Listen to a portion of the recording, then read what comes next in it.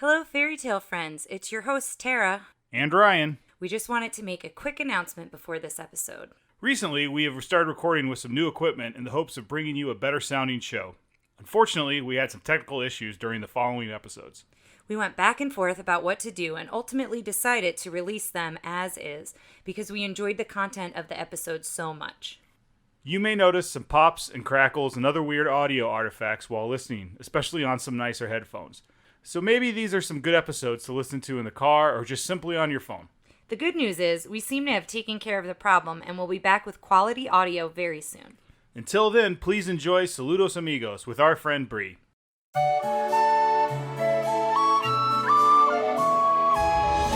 I'm Tara. I'm Ryan. We love Disney movies.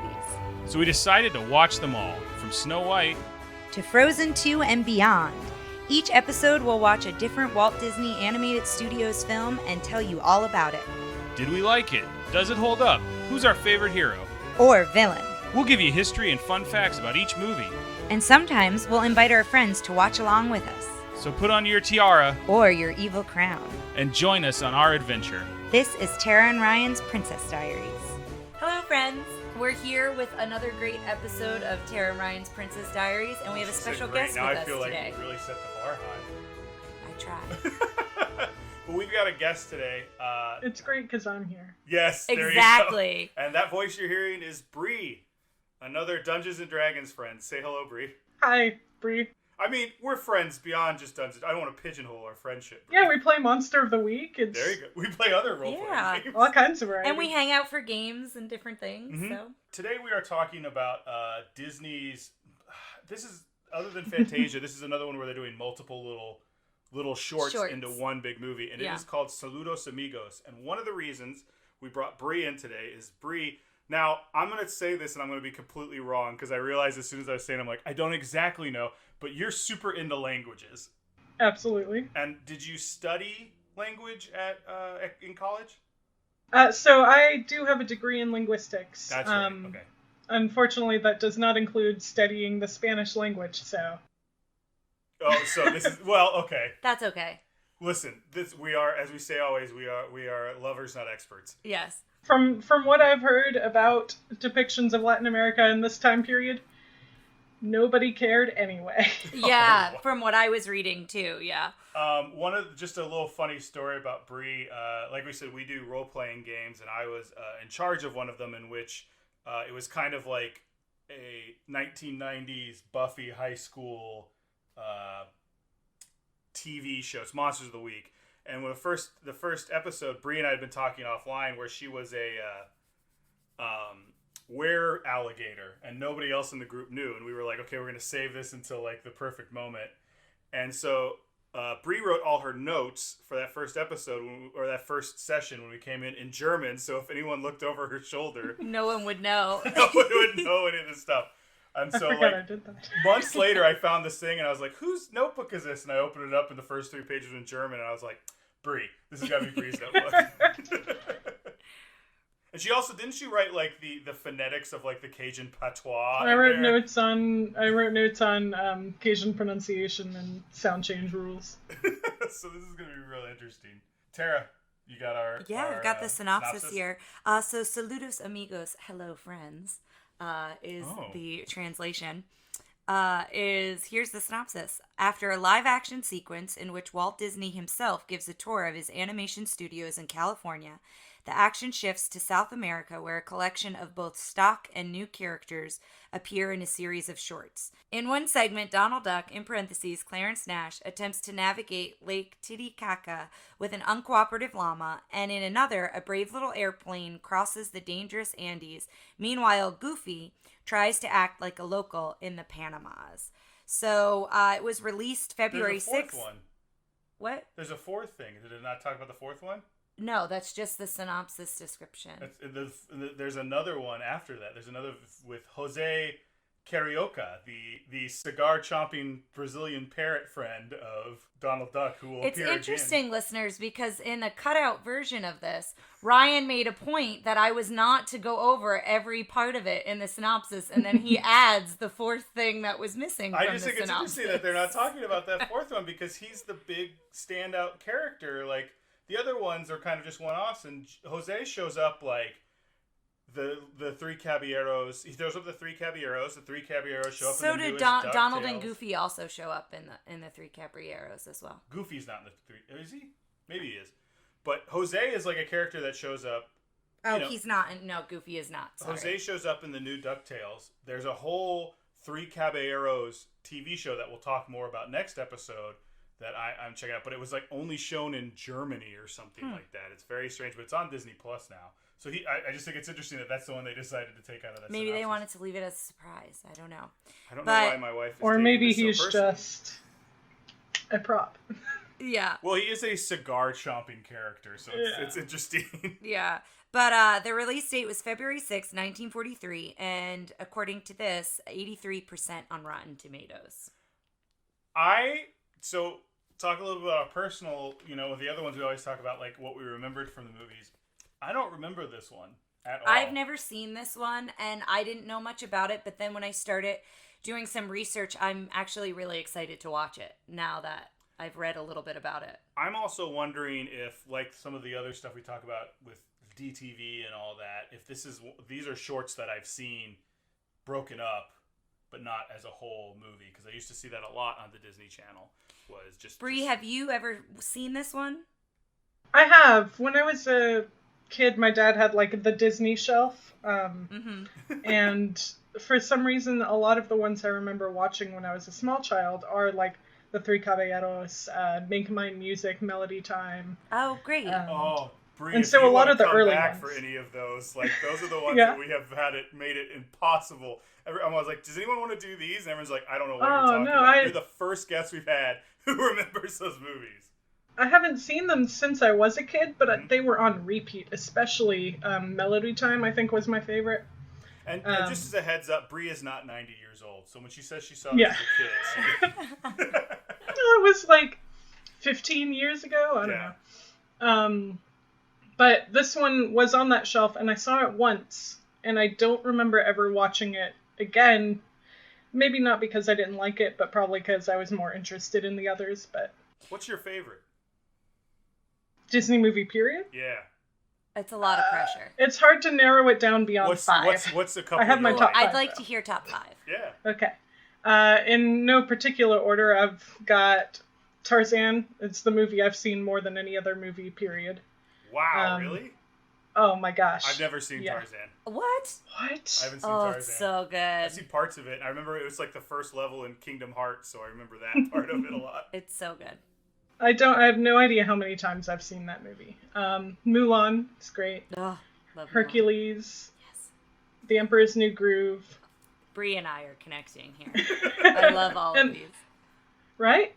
And I think Aladdin, but I think Aladdin gets switched out with something else that I'm not thinking of right now, which apparently it's not top 5 if I can't think of it right now. I'm the queen of I'm not on the being spot. Yeah, I'm the queen of not being able to narrow it down to one thing, so I appreciate the top 5.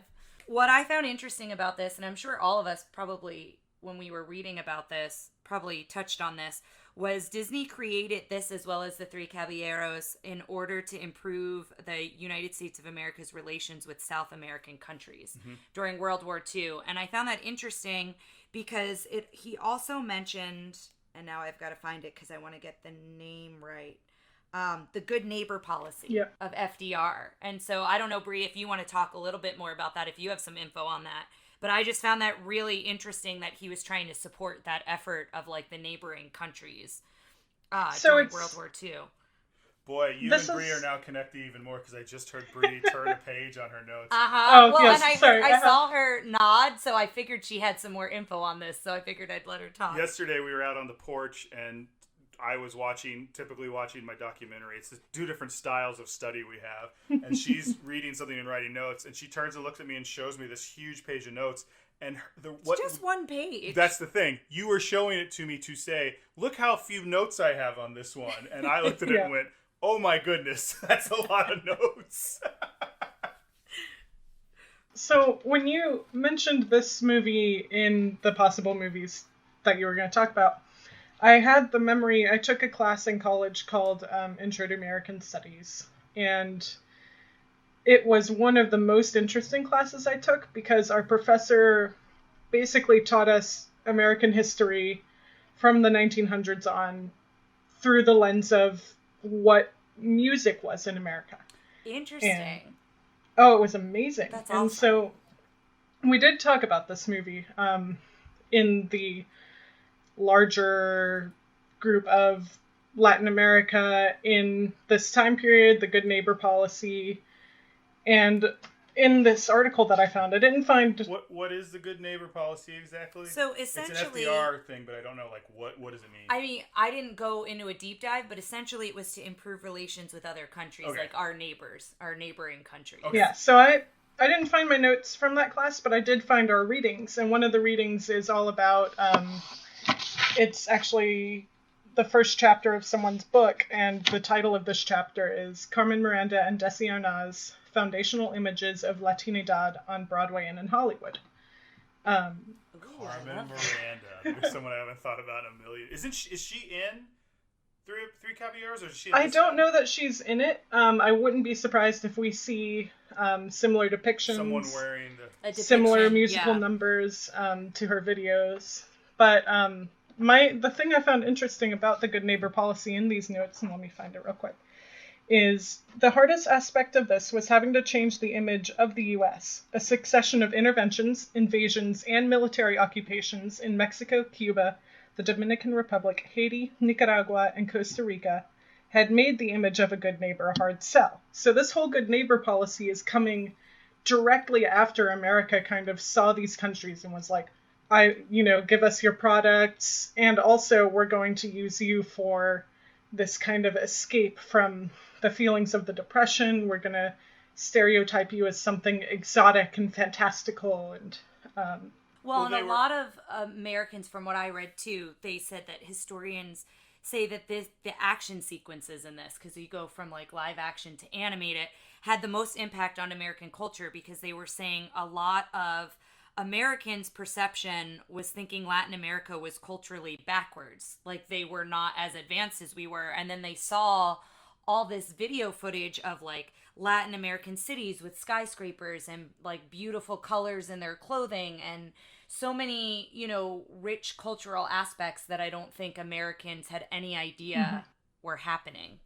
Well, weren't they also, so the documentary I saw was, They made essentially a travel log of when they went over there. That was them just filming them do stuff. Yeah, because we should mention that they did actually go over there for filming and spend some time over there as well. Well, the way they started it was with an older interview with Walt Disney, where it had to be in like the 50s or 60s, and it seemed like it was just a section from it, the one I saw on YouTube, that was talking about Saludos Amigos and Three Caballeros, and it was him. And one of the things he's brought up, he's like, "Oh yeah, because they were so nice to the Nazis back then," and I was like, "That's a little bit of a cavalier way of putting it," but what there is like a South American Nazi, like there was something, because there's something there, isn't there, that some of them were friendly with them or like on their side, possibly because of how bad they thought about America. And I know that's where a lot of Nazis went after the war. There's that whole thing about them all being down there.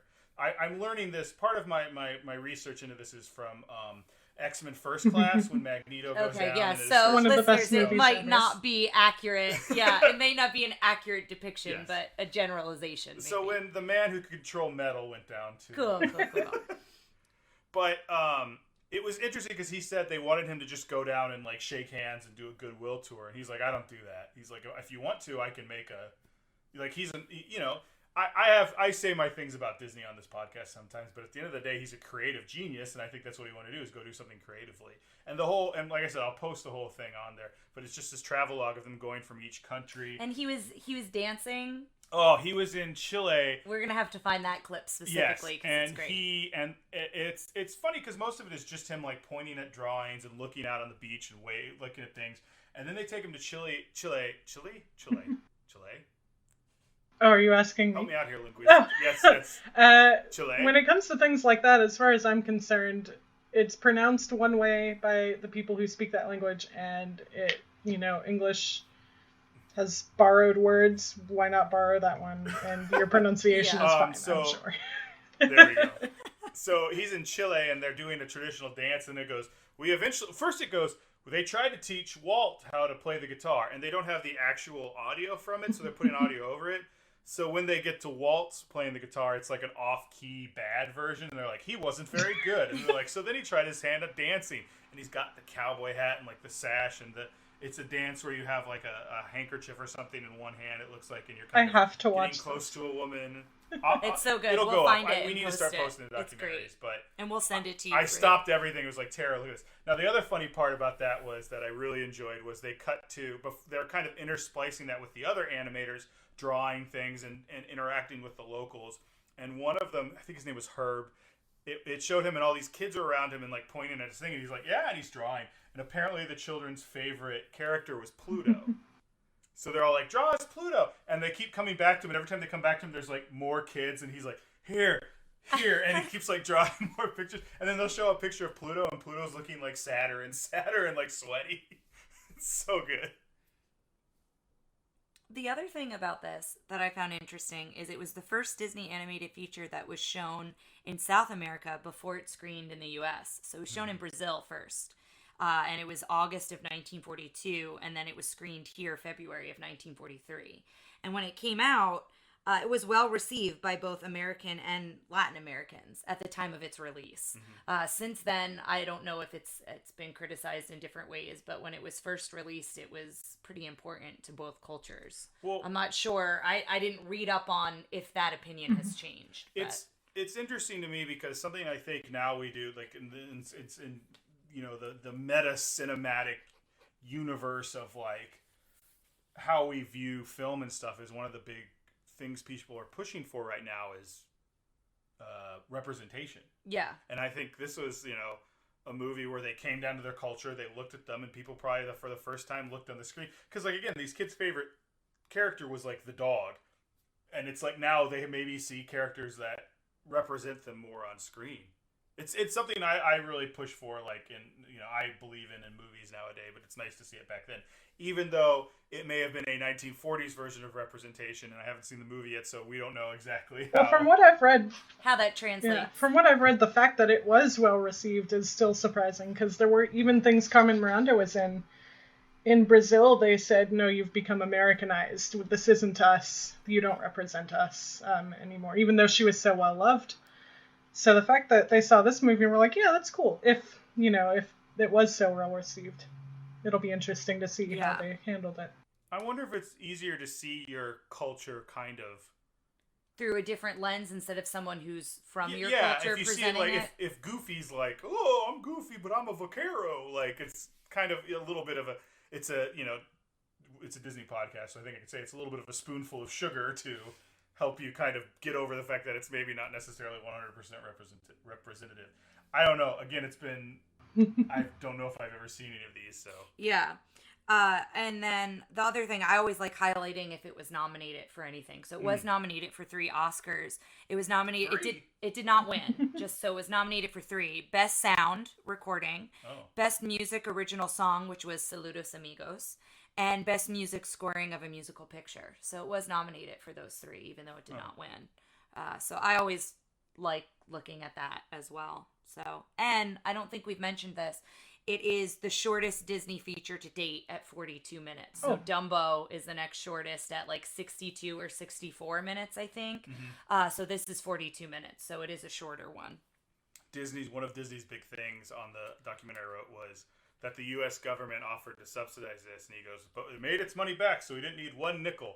And then the interviewer says, oh, how was Three Caballeros, where you did live action and animated? He goes, I kind of almost went with the subsidies on that one. So I don't know. Well, and the other thing is this was the first of what they called the package films, which is what Ryan's saying. You know, it's several animated shorts and grouped together to make a full-length movie. And in this case, it was live action and animated.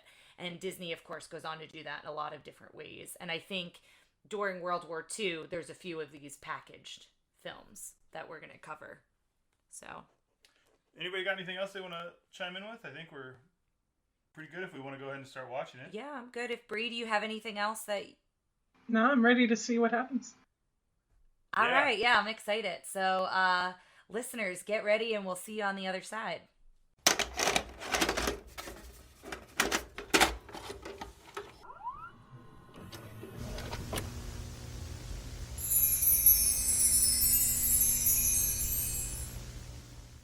All right, and we're back.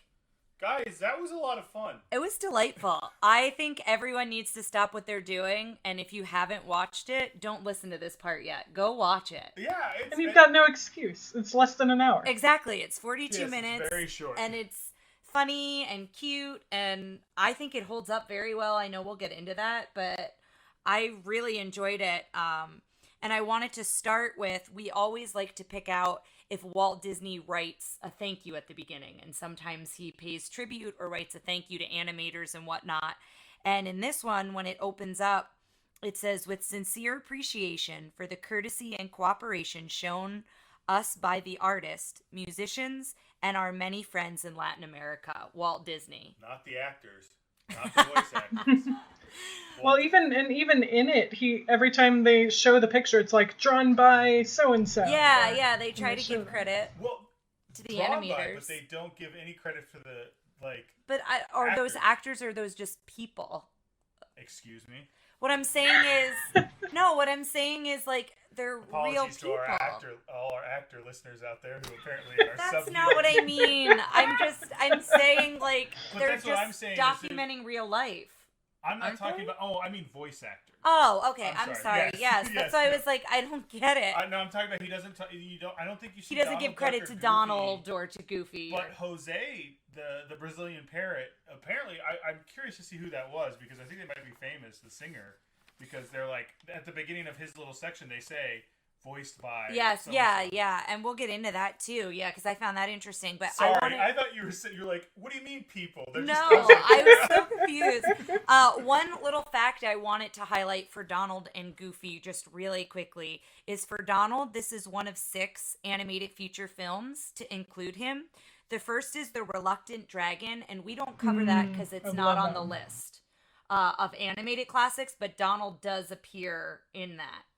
That's 42. He appears in this, then he appears in The Three Caballeros, he appears in Fun and Fancy Free, Melody Time, and then Fantasia 2000. So that's Donald's background. And Goofy's background, he's 1 in 5. So he also first appears in The Reluctant Dragon. He then appears... That was one I forgot that I saw a lot as a kid. Yeah, I've never seen that one, and I don't know if we want to go back and add it. It wasn't on the official animated classics list, but they're both in it, Donald and Goofy. He's also in Fun and Fancy Free. He's in a Goofy movie, which we added to the list. It's not on the official list, but we did add Goofy movie. And then an extremely Goofy movie, the sequel. So I just wanted to give them credit to being a feature in this one and in ones that come after it. What did you think, Brie? I mean, we all kind of watched it together, and I think we were all...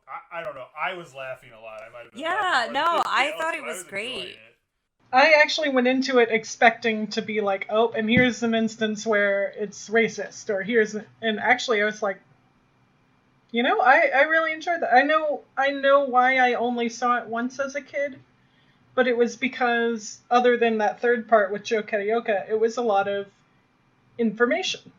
And it wasn't like this story, and so I just chose the other movies more often. Which makes sense, yeah, I think as a kid, but we all said, and Brie, you can talk too, because you've lived abroad in that area, but it made me like refoster my interest in going to South America. I've had an interest to travel there, but, just seeing the music and they highlight the culture and they highlight the food, and it just got me excited for that area of the world. And I think that was part of their intent with this movie as well, especially around that time, was promoting tourism in South America was big. Yeah, it's definitely part travelogue. Like, yes. They're definitely trying to convince people to go there. Well, and with that, to kind of start at the beginning, we all commented on how you see the airplane, they describe where they go, and each time they go somewhere else in South America, the plane is flying over the map. And it's an animated map by the Disney artist, and it's so cool. Show there's like cows. Like, I love those where it's like... It's more than just the landscape of the map. Yeah, there's little animations. And so the first place we go to is Lake Titicaca. You'll get it. I'm trying to make sure I can say it right. Let me interject with one thing there. Yeah. In the travelogue they did, it was interesting because they go to Brazil first. I think they liked Brazil the best, and that's why they did the end on it. But they go there first. But eventually, when they're showing them on that plane, And that's where I told you the woman on the plane looked like she was smoking a hookah. Yeah. And I was like, what is she doing? And they pointed out, I guess it was because of the plane they were on. They all had pipes that you could suck oxygen out of because of how high they were in the Andes and all that stuff. I just thought that was super interesting. Well, and the other thing, going back to smoking, we do see Walt Disney hold a cigarette. And every time they cut to the animators and they're like working, it's like they all have a pipe or and that was the same thing as like I think we watched that Imagineer. We like to watch kind of the old creation of Disneyland stuff, and all those guys are smoking a pipe or like it's just that's what they were doing. But as we go to the lake, this is where Donald gets introduced. But before we do, with each segment, what I really loved is they show the live action. So they show... Well, they give you context. Yeah, they give you context, and they show you the town, and they show you the food, and they show you the people, and the music, and the culture. And then what I really love that the narrator did with each section is, Ryan, you mentioned it, is the comparisons. Like, oh, well, this is what it's like we have in America, and this is their version of that. And they do that a little bit more as we go on. But it's really interesting, to try to get an American viewer to see the similarities, I think, which was really cool. And I loved the animation of the walking haystacks, the mules or the donkey. Not animation, just the shot of them. Yes, the shot of them. I'm sorry. What are we looking at? It was an animation. I'm sorry. It's donkeys with these huge haystacks, and I thought they were people. Like I thought it was some weird dance. I was like, "What am I looking at? And why didn't I see this in the documentary I saw?" And then from the front, I'm like, "Oh, okay." Yeah, and I just wrote tour through culture, so as their drawings and as we go into the animation, like the live action gives you the tour through the marketplace, through everything, and then Donald comes into play. Yeah, so then they end up doing the Lake Titicaca cartoon, and it's presented as kind of a documentary about the area and the lake and all that, but it's and then Donald is running through doing these things. It's Donald as a tourist. And I don't know if they did these for them, but it's a big Disney thing of the like, there's a narrator talking to you about what's happening, and then stuff like Goofy does that a lot, where it's like sports and athletics, and he's like doing that, or like the travel, and he's going. And with Donald, one of my favorite bits was the altitude sickness, like telling you the signs of altitude sickness. You're gonna get dizzy. You're gonna hear a ringing. You're gonna start sweating. Because when we went to Denver, do you remember the name of the mountain? I don't. I know it was one of the highest elevations that you could go by car. It is the highest elevation you can go by car. The highest roadway. And we're driving up there, we get to the top, and then they're like, if you want to reach the peak, you have to walk the rest of the way. And so we went, let's just walk the rest of the way. And we got out of the car, and like 30 seconds later, we were like, oh no. Yeah. Like, we did not train for this. But yeah, so they do that. And the other bit I really like, and then I'll let you guys talk if there's any that you enjoyed. I don't want to hijack it here. But the llama dancing with the flute. Like, where the llama in general. Yeah, it was so animated and great. And then Donald switching outfits when he's a tourist and he switches with a local, and he gives like the local all his clothes, and the local gives Donald his clothes. Well, that's the thing. And Bree, you brought this up while we were watching it. The idea that like this can't, like, the characters can do dumb stuff, but they always present them as, this is an American trying to do the things that the South America, or where's this, Argentinians did all the time. Excuse me. This one is framed with the idea of like Donald is a tourist. Yeah. And they really push the idea of like, oh, I'm visiting, and let me take pictures, and let me do all this, dumb stuff. I liked when he's following the kid, and the kid has a camera too. Like, yes, yeah. It makes they're not the butt of the joke, we are, but it's also showing their culture in a way. And also showing that we are interested in their culture, right? Like, Donald was doing it from a very good place. It wasn't like a negative. Yeah. But that llama, they talk a lot about how much the animators enjoyed llamas in the travel log, and they did the same thing where it's like, llamas, you can only put a few things on their back, because once you put too much, they go, no, and they just sit down until you take some off. They're smart. They're not going to push themselves. I like the drawing the guy did where he drew the llamas, and then he gave them like a monocle. Yeah, and that reminded me of Emperor's New Groove a little bit. Yeah, that animation, that drawing, I should say. What did you like about this one? So this one, I actually wrote notes on the baby taking the picture of Donald because it reminded me of Lilo and Stitch when Lilo takes pictures of the tourists. Yeah. Oh, I don't remember. I only saw Lilo once, and okay. So she's got a whole wall of these photos of fat American tourists in Hawaii. Yeah. And it's always been something I thought was really cool because it's like the people making the movie are saying, look, we get it. Tourists are kind of dumb, and these are people who live here, and see these people come every day and take pictures of them like they're scenery. Yeah. Well, that's got to be rough because, you know, how much of that is your local economy, and at the same time, well, yeah. I just grew up here. I didn't ask them. I mean, it's the same with Jamaica. I feel like when we went. But it's hard to imagine being born into, like, I live here, like imagine if in Bayville, like, you were born, it's like, okay, people are going to take pictures. Shout out to all the Bayville listeners out there. But that's what I'm saying. If it's like, oh, you got to look at the people of Bayville. Look how they eat pizza. Oh, no, agreed. And roll, and they take pictures. You're like, I'm just here for lunch. Yeah. The other bit I like is Donald takes the llama across a suspension bridge. Suspension? Yes, because suspension bridge. Yeah, and at one point they go back to the elevation sickness and how, like, you know, don't lose your cool, don't lose your temper, and that's, you know, Donald always gets angry. And what I loved is he starts losing his temper and he looks straight at the camera and tells the narrator to shut up. I loved it. I love all these, like, interactions with the narrator. Yeah. I think the one thing I found in the first part that made me go, I don't know, was in this chapter I was reading, a lot of the times they're talking about they would kind of combine the Latin American culture with the native Latin American culture and kind of paint them both as the same thing, when in fact Latin America also was colonized, and the Native Americans there also didn't get, you know, fair representation. I can't say how they were treated compared to the U.S., but there was a lot of, like, their music is strange and exotic. It was handed down by their Inca ancestors, and there's Incan history, and but then they didn't really play that up so much after that. It was like, okay, and now here are the locals, and here's their daily life. Do we want to move on to the next one? Yeah, do we want to go on?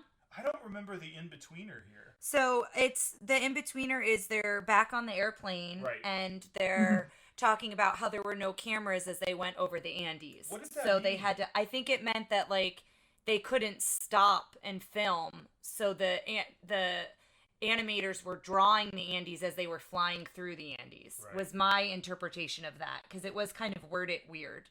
But they're flying through. Or was all of that on a set, and we were all fooled into believing that was the actual? But they were flying through the Andes, and they were drawing sketches of it, and, you know, they're talking about Chile and going to the next animated bit, which is the airplanes, which is Pedro, the baby plane, the papa plane, and the mama plane. And so you learn about this family and how they take mail from Chile to Argentina, and they go through the Andes to do it. I loved Pedro. I love that you see him and he's kind of like drinking. It's like a bottle, but it's gasoline. It's gasoline, and and you watch him in school. He wags his tail when he's happy. Yeah, he wags his tail, and that was one thing I wanted to bring up is I thought they did such a good job. Like, you look at one of the things we talked about in a lot of the stuff we've seen is Disney's attention to detail, and them, like, really diving themselves into, like, what does a deer look like when it moves around, or, like, circus posters and circus colors and things like that. And I think the little details they did here worked because it also kind of ingrained you in the culture. Because the detail I saw was when they're like, arithmetic, and they show them and it's like 1 plane plus 1 plane equals 2 planes. But if you read the thing, it says uno plus uno equals dos. And, like, they could have easily, like, made that easier for a American audience to understand, but they did everything on the thing was in Spanish. Like, they really wanted you to not think like, oh, we thought of planes, so here's a plane. It's like, no, this is a plane in Chile. I wrote down too that it was all the stuff on the board and in the book, it was all in Spanish. When a lot of the issues I've read about this time are like, oh, well, it's all South America. So, like, later they speak Portuguese in Brazil, and they put Spanish in his little schoolroom in Argentina, and they're like, these are separate places with separate languages. And also, we're not going to put English on the board because they're not in America, Yeah, I agree with that. And I liked the anatomy part when it's the bones and it makes an airplane, but it's bones. Like, he takes anatomy. I thought that bit was funny. But essentially, we're learning about Pedro, and his parents are sick and they can't fly the mail, and Pedro's never done the route before. And so they give him, kind of, watch for the downdrafts, and like, these are the things you need to do. And they kind of send him on his way on his own, and he goes on this adventure to go pick up the mail. Doesn't the narrator say he's taken to it like a veteran, like multiple times? Yes, yeah. And then we meet the villain of the movie here. I call him Mr. Mountain, but his real name, Bree, is... Yes, Bree. The Disney villain Aconcagua. There we go. Yes, is that a real mountain there? They said it was the tallest mountain in the Western Hemisphere. Yeah, I don't know. You guys go ahead. Ryan's gonna look. Ryan's okay. Gonna fact check it, but yes, I called him the Scary Mountain. But so he kind of meets him on his way to get the mail, but he doesn't really have a huge interaction with him, and he's able to get past him, and he picks up the mail in Argentina, and then when he turns to go back, that's when things get a little bit more intense for him. Ryan? Aconcagua, you're correct. It is not a made-up fictional thing. It is actually a mountain. Man, I learned something every podcast. I know. So the way back, it does get a little intense for Pedro, and we see him kind of fighting against the elements of the Andes as well as the mountain and a buzzard. And the buzzard really distracts him, which gets him further and deeper into the Andes. Well, I think they're trying to make Pedro seem like a dog. And remind you he's a child. Well, I don't know. He just wagged his tail and but I think after the buzzard like it was a cat. I also look at it as a distraction of you're very easily kind of forgetting the task at hand. But yeah, and then that's where we see the villain a little bit more, and then it kind of takes. When we say he's the villain, just in case you decided not to watch this. It's literally just a mean face drawn on a mountain. Yeah, and kind of some intense scenes of Pedro and the elements. Because this show this whole thing doesn't really have a villain. This is a very celebratory. Agreed. Movie. So. But it does take a dark turn to where we see Pedro plummet, and you don't know what happens to Pedro. You see him plummet, and then it comes back to his parents, and they're searching for him, and it gets really intense and sad. He sputters out, he loses gas, he takes the dive, and then the next scene is the parents looking for him and assuming that he's not going to come back, that he's died. And then all of a sudden he makes it back, but for a moment they really take you there, and it's very sad. But I like the end bit was, and then they flew happily ever after. I don't know if you caught that, but they said that. But Bree, was there anything that you really enjoyed about this piece, this section? I thought it was interesting. It's very separate from the other sections of this movie in that it doesn't seem to be a part of their little tourism brochure for this area. It's almost like they could have just made, here's a plane story in America, but like we said, it's cool that they didn't. They're like, this is Argentina, here are the mountains. I thought it was a really fun. I just pictured a lot of artists in a plane going, well, hey, what if there was a little plane and this is kind of a scary mountain to fly over, so let's just play with this. And they did, and made a whole little short out of it. Yeah, and I think it can stand on it. I think all of these can stand on their own. Plot and had the other ones had plots, but it was all this is Donald doing goofy things here, and this is Goofy doing goofy things here, and then this one was here's the story, here's the thing he has to accomplish or overcome. And I think all the shorts can stand on their own if they were just on Disney and you watch them individually. But I do think Pedro's, you could expand on that so much more. I think, because there was a kind of a foundational story. Well, they did, and it was called Disney's Planes, and it was... fair enough. And we won't speak of it anymore. I just want to know if there's a reference to this in there, if any of these planes were there, because they look, exactly with the eyes and the windows and all that, so... That's for someone else to find out. Yep. Yeah, listeners, write us. Movies. Yeah, email us. Facebook us, let us know. So, all right, do we have anything else on this one before we move into the next one? No. Okay. The best one, the most Texas. So yes, so we go to Buenos Aires, and it opens on a cityscape, and you see this, the skyscrapers in the cityscape of Buenos Aires, and we go to the land of the gauchos, and we see the men on the horses, and they point out, very specific things from what they wear, like their footwear, to what else they're wearing, to how they ride the horses. So I think this is the point in the documentary where Walt dances and they do all. Yes, it's not in the movie, so we will be sure to post a video of Walt dancing. I will point out in the documentary I saw, they go into a lot more about the outfit of the gaucho, because they find a gaucho and that they're talking to him, and they keep talking about, oh, he had such a good humor and he found it amusing that we were so interested in his clothes. And then the next shot is him standing there, and they're like taking off his hat and looking like he looks so uncomfortable to me. Yeah. But the one thing I thought was interesting is those horse boots. First of all, those boots are made out of horse. Which yeah. I did not know. And they're like weird. A leather. Those a have soft no leather. Those is just one piece of horse. Yeah. And like sewn up. They're seamless. I'm like, to me, they reminded me. They're not the same, but a moccasin. Like, if you're looking for a visual, that would be the closest. If you're looking for a visual, we can't recommend Steam. Yes, please go see it. But yes. But I will say, this is where they really do the direct comparisons really well. They compare the gauchos to comparing them to cowboys, which Goofy shows us later on.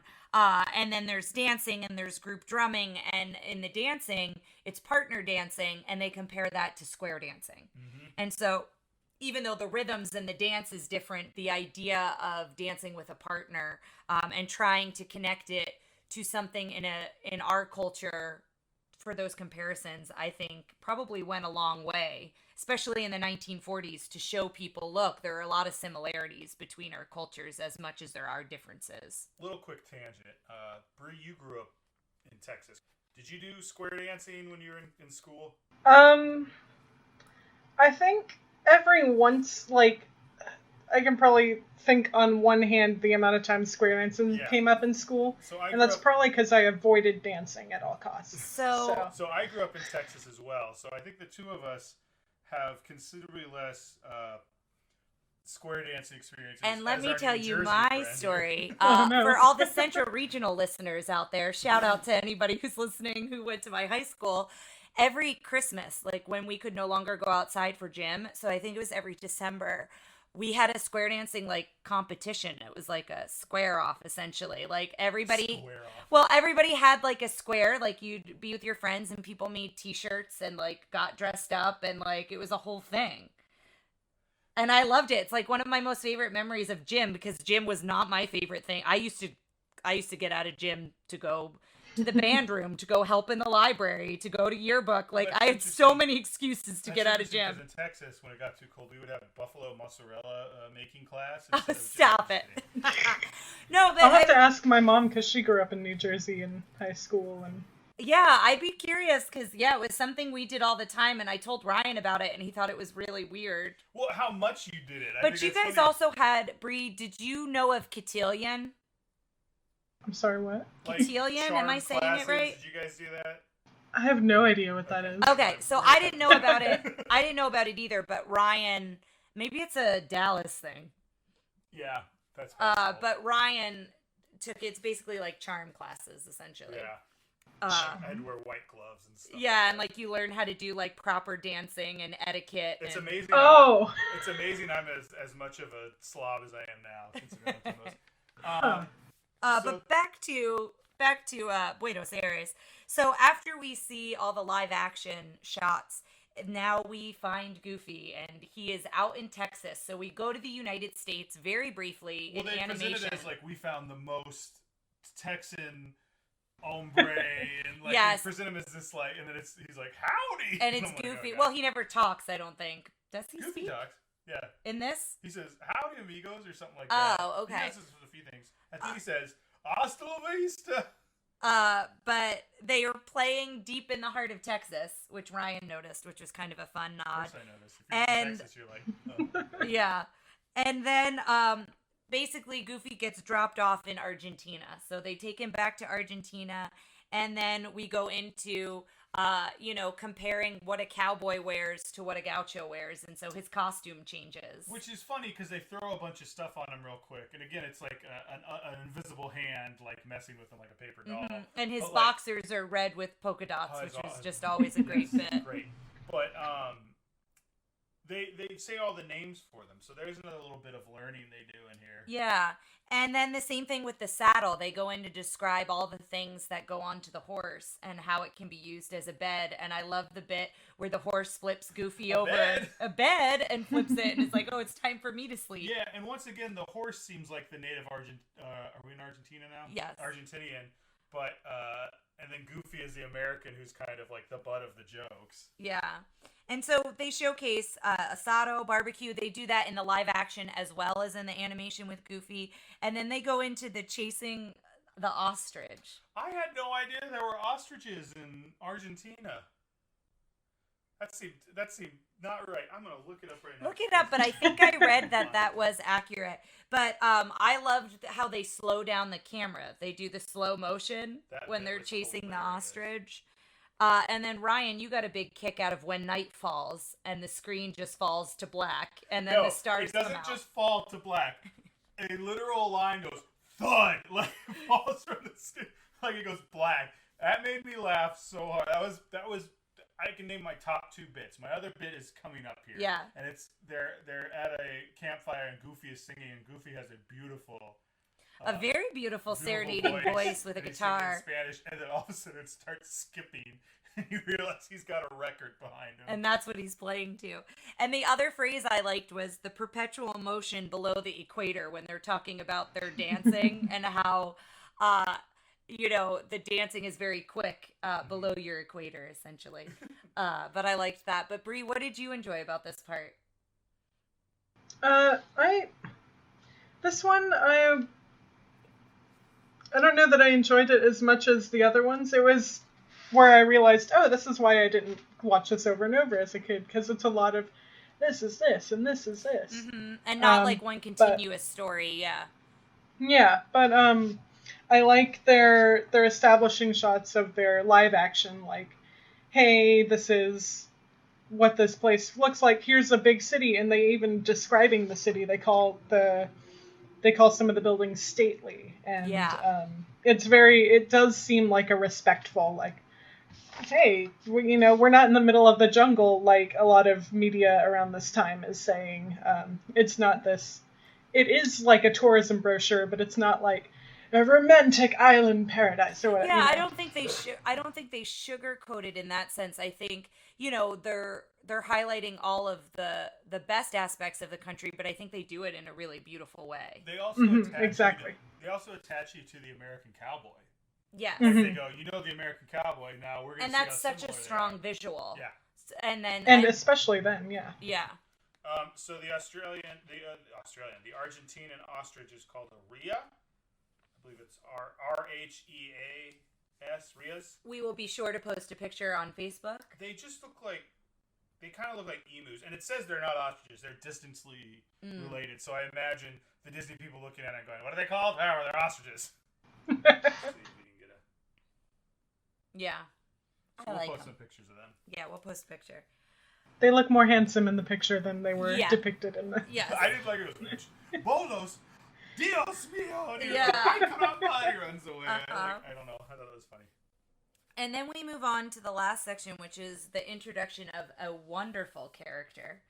Always has been one of my favorites, even though I feel like I've only realized his name in the last few years. And say his name? Jose Carioca. There you go. You remember because it sounds like karaoke, but it's Carioca. Ooh, and actually, Carioca is a Brazilian or a Portuguese word for it's the term for someone who was born in Rio de Janeiro. Oh. Because I do have some Jose notes. Do we want to go? Let's get into it, and then I'll bring. Yeah, I'd love to hear your Jose notes. So the live action, it opens on Copacabana's the beaches and that area of Brazil and the city life and in Rio, and you realize it's very different. And I like that they're showcasing up to this point we haven't seen their landscape looks very different. I don't know how to say it, but we get to see the contrast. That's, I guess, the word I'm looking for. And what I love about this one is the way this one, when it goes into the animation, is we're watching somebody paint everything for us. And I loved that. Like, painting the scenery, painting Donald, painting Jose. Do you know Duck Amuck? It's the one where Daffy Duck is kind of at odds with the animator, and he like draws him in this weird outfit. He keeps drawing anvils over his head, and then at the end they zoom out to reveal that the animator is Bugs Bunny. And he's like, "Hey, stinker!" Yeah, and that's like a very famous cartoon because I think it also I'm not sure where I think it came out after this. I think it was like up for awards or something like that. But I love that kind of humor. Like it's this interesting about where they're talking directly to the camera, like suspension bridge and stuff like that. But it was so beautiful here. Before it got goofy, it was just funny when he draws the landscape and then he starts to draw the waterfall and then it becomes real water and does all that. And so I did forget to mention, like, going back to the city life of Rio, they do go into the samba rhythms and they go into carnival, and you get to kind of see a little bit of that and what that looks like. And then we noticed too, there's opening credits to this one, which was really interesting because they're introducing Jose and they're introducing the voice of him. And I think the animators on this particular short. So it was very interesting that they did opening credits for this. And Oh, sorry. No, go ahead. Go ahead. I thought the credits were interesting. They, unless I'm remembering it wrong, this song wasn't made for this movie. They took a song that was made by a Brazilian for Brazilians for Carnival, and were like, "This is gorgeous. We're going to animate this." And the opening is very much like, here's the guy who wrote this. Here's the people involved. Here's the actor. Here's, this isn't art. The sheet music. Yeah, the sheet music was behind it. And I believe it's Watercolor of Brazil is the translation to the... And it's Aquarelo do Brasil. Yeah, and it's such a beautiful... It's a great song. And it was great watching it with Brie because she is familiar with a little bit of Portuguese. So she was kind of explaining... Because it starts off and Donald is there, and then they start drawing. I love when Donald draws that weird little dude with like. Yeah, I had a note about that. Yeah, so and then the animator draws a puddle and throws him in. Yeah, like they're painting the landscape and the bananas that turn into toucans. That was another scene we really liked. Right, you liked that one, right, Ryan? Oh yeah. That was pretty great. And then Donald drawing like a weird kind of character. We mentioned that. Do you know SpongeBob at all, Bree? Oh yeah. Do you know Doodle Bob? Yeah. It looked like Doodle Bob to me. Do you know what we're talking about? SpongeBob draws he draws a version of himself. Oh, he's like, yes. Really, he's always like, yes. He's got this weird voice. And so we kind of go into, we meet Jose, and he's so excited to meet Donald. He's like kind of a fan of Donald's. Like, he seems very excited to meet Donald. I wonder if that's representative of the people Disney met while they were out there. Maybe, yeah. And then Jose shows Donald the samba, and that happens a couple different ways. And he pours him a drink and gets Donald drunk, and he starts hiccuping, and his hiccups, the rhythm goes into the samba, which I loved. And then you get animations of all the different instruments playing the samba, which I thought was really cool. That drink is called cachaca. Thank you. Which is a distilled spirit made from fermented sugarcane juice. Oh man! But it was spicy, right? I think it's got like a cinnamony taste to it. Now, but yeah, Donald basically spits fire out of his mouth when he drinks it. Ads for these around. There's like a new version of it or something that's like kind of gotten popular that I'll show them to you next time we see them. Next time we're driving around Austin. Yeah. But you know what? Do you know what? Excuse me. There's like chaca flavored like rum chata. Rum chata is a version of this. Oh, interesting. I think I was very close, but yeah, it's because it's sugarcane drink, so this is rum. Yeah. And a different type of rum, but yeah. So you said you had some notes on Jose. We kind of talked about most of what happens in this short. So I mean, it's mostly just, it's not really, again, there's not much of a plot. It's just him. Yeah, but it was delightful. Yeah, it was great. So let me find again. He will show up again in the Three Caballeros. And for some reason, my mind was like the Tres Caballeros. I'm like, that's not what it's called. It kind of is, but it's kind of not. But he was created for this. He shows up in that one, so we're going to talk about him a little more. He also he will be showing up in Melody Time, which is another one we're going to be covering. And we might have Bree back since we've just found out that's her favorite one. Bree's going to be very. It was when I was a kid. I got no idea now. Listen, we'll find out. But if you guys remember, he makes it. We will see him again after that in 1988 when we check out Who Framed Roger Rabbit. All right, which we've also added to the list. Yeah, and is he in the Jungle Cruise ride? Do they put him in? It's not the Jungle Cruise. He's not. It's the Mexico boat ride. I know it's not called the Mexico. That's boat it. Ride. Hold yeah. on, I can find it. In Epcot. I knew he was in. They highlighted him somewhere. The Grand Fiesta Tour. Yes. Okay. And thank you. We'll probably save the ride through of that for the Three Caballeros. Yeah. Because it's the Three Caballeros because he runs into Donald in the next movie. They're excited to see each other, and they meet a third character, Panchito Pistoles. Is that his name? Panchito. Yes. We'll wait on that. But I did know that he was showcased in a ride, which I thought was really cool. Yes. That they highlighted him. It's a very cool little addition to that one. His animatronic is very good. Yeah. The Three Caballeros is actually mentioned by name in this chapter I was reading, so it might be a little different from this movie. They didn't mention this one at all, though. The chapter you're reading didn't mention this movie? Yeah. That's interesting because you said in your breakdown it didn't mention this one at all either. And it had its own. I wonder if there's anything where they've edited it out or it becomes its own thing or what. I don't know. I mean, I think it was always a part of it. You mean that they took it out at some point? Yeah. I don't know. Well, it's like there's two different versions of Fantasia. There's the 80-minute version and the 2-hour-plus version. Yeah. So I wonder if there's a version that's just those first three ones. Well, it's just for something that's so much that it is kind of like a tourism brochure in movie form. This person is talking about all the issues with the representation of these cultures in this time period, and they do mention the Three Caballeros, but only by name, and they don't talk so much about it. But this one they don't talk about it all, so I wonder if they don't have an issue with this one, or they haven't seen it. I see what you're saying. Yeah, I mean, again, none of us are from South America. Yeah. But I felt overall that I think they did it justice, and I think it holds up today. We can go into our questions, I guess. I think we're gonna hit those questions. Let me bring it up real quick. Okay, guys. So, how is the princess? Is that Pedro? Pedro, I think, was a princess at one point. Donald was a princess. Goofy was a princess. Yeah. I loved them all. I thought they were all wonderful. It's basically like, how did you like the protagonist? So. Yeah. I thought it was pretty good. Yeah, I enjoyed them all. I really like this one. How was the sidekick? The llama. I love the horse. The llama, the horse. And who's that? Is Donald the sidekick in Jose's?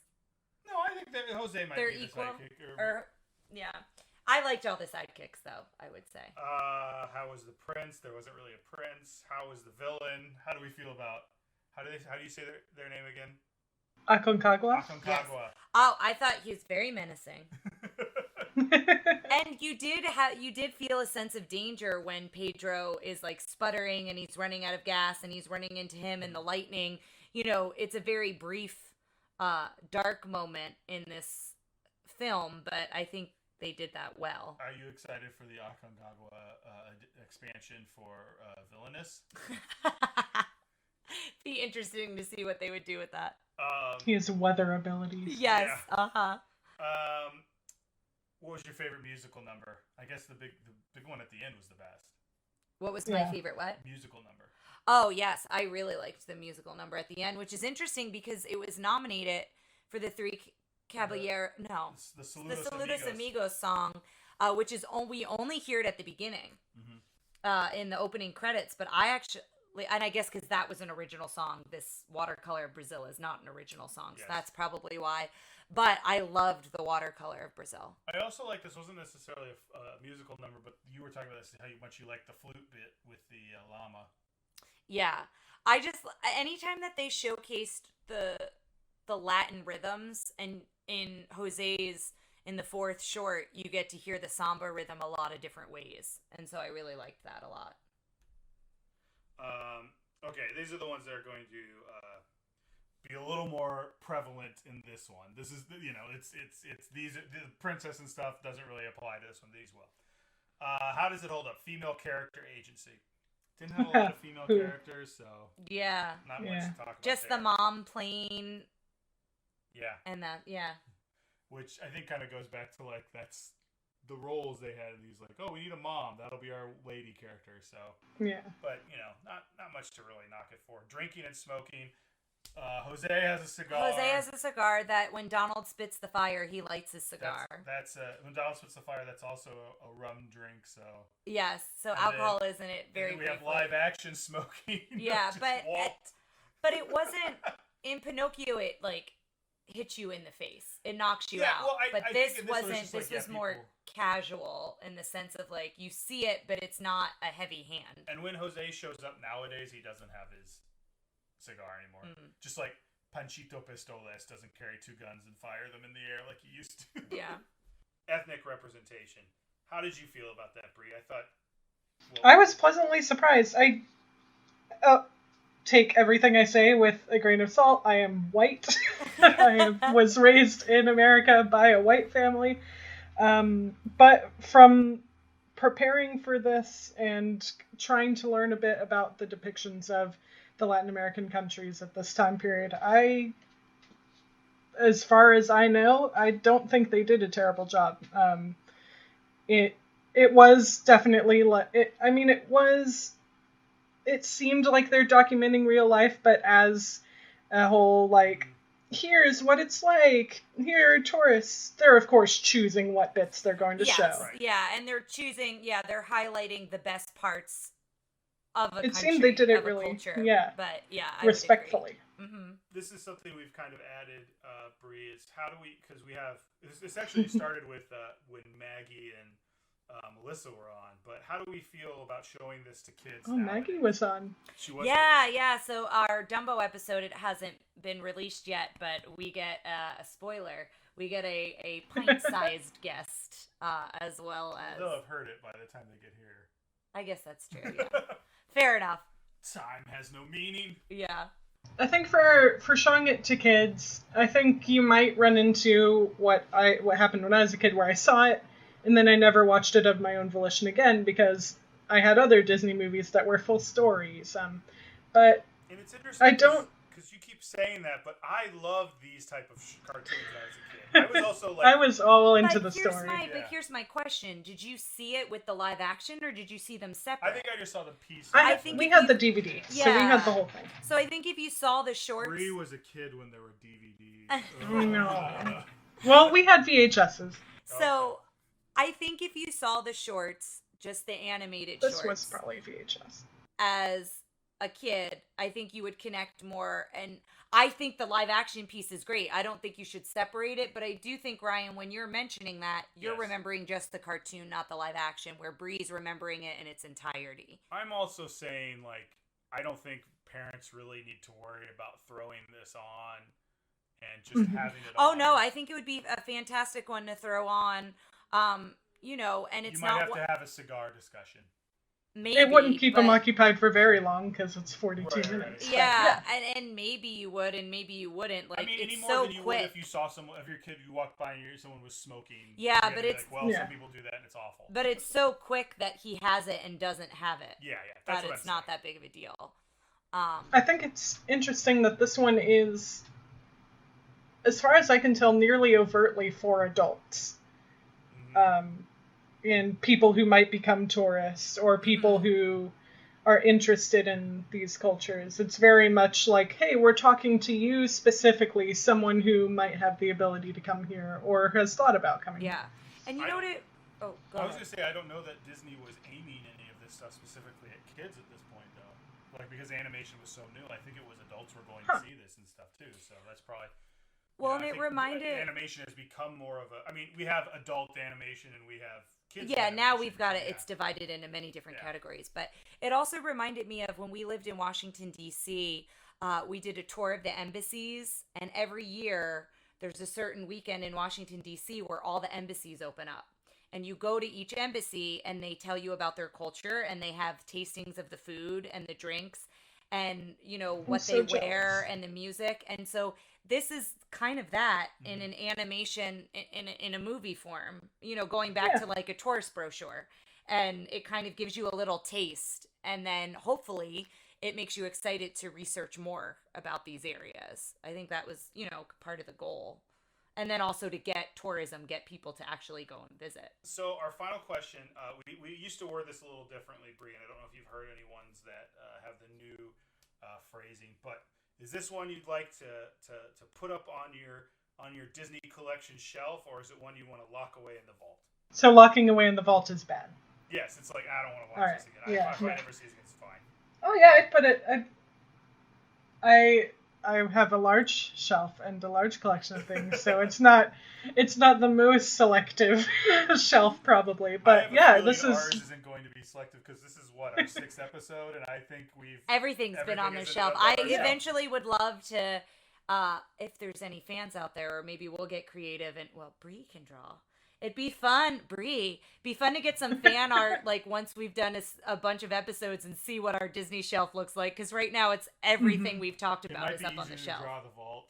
Yes, it might be easier to draw the vault. Looking at you, home on the range, we're coming for you. Yeah.